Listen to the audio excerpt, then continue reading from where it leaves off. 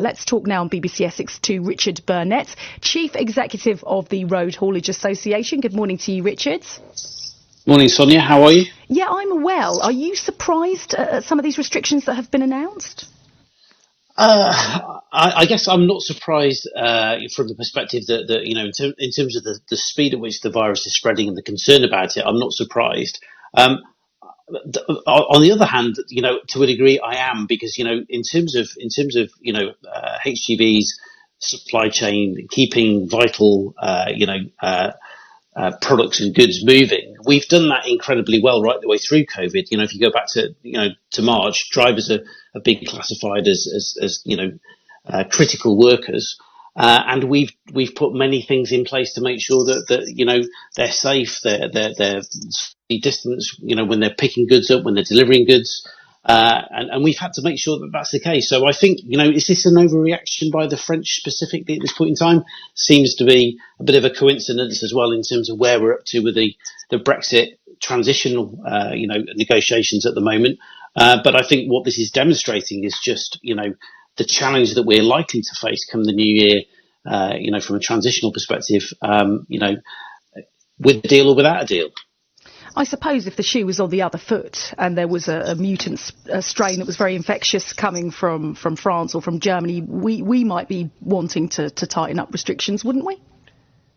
Well, yeah, and we have, haven't we? We had the sort of mutated version of COVID that was coming from Denmark in terms of the mink farm, etc. And we had to make sure that we were putting controls in place. But what we didn't do is we didn't stop freight, from effectively moving. We kept talking. We kept making sure that we had the proper controls in place to ensure that critical goods, were still moving.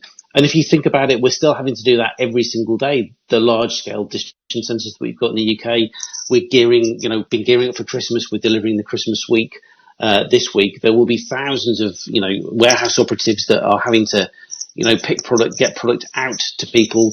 That's kind of accepted. We have to do that. Drivers, equally are having to come into work to pick product up, to deliver it, in the UK, but also, into Europe. And it's critically important we keep those supply chains going. And having a conversation with Grant Shapps late last night, he's been in conversation with his French counterpart, and they're looking to try and find a resolution to this, hopefully within the next 48 hours, to ensure that we can get freight moving again.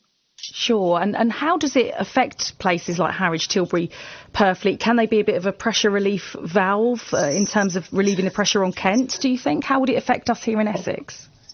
Well, look. I think to a degree it can create a pressure release, but it really depends on the capacity and how much capacity is available on those sailings that are going across over the next couple of days. It's very limited if you compare, I guess, the scale of capacity on the short straits. We're talking about on the short straits somewhere in the region of 10 or 11,000 trucks come and go per day through the short straits. I don't think Harwich would be able to gear up and provide that level at this point.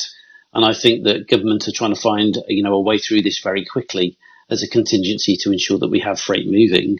But if that doesn't work, and if we don't find a way through this, over the next 48 hours, then I guess those contingencies would need to be considered about, sailings to other European ports. The Hook of Holland, could well be one of them. So I wouldn't write it off as a solution at this point in time, but I think there are other things that we need to do and look at to make sure that we're getting freight moving.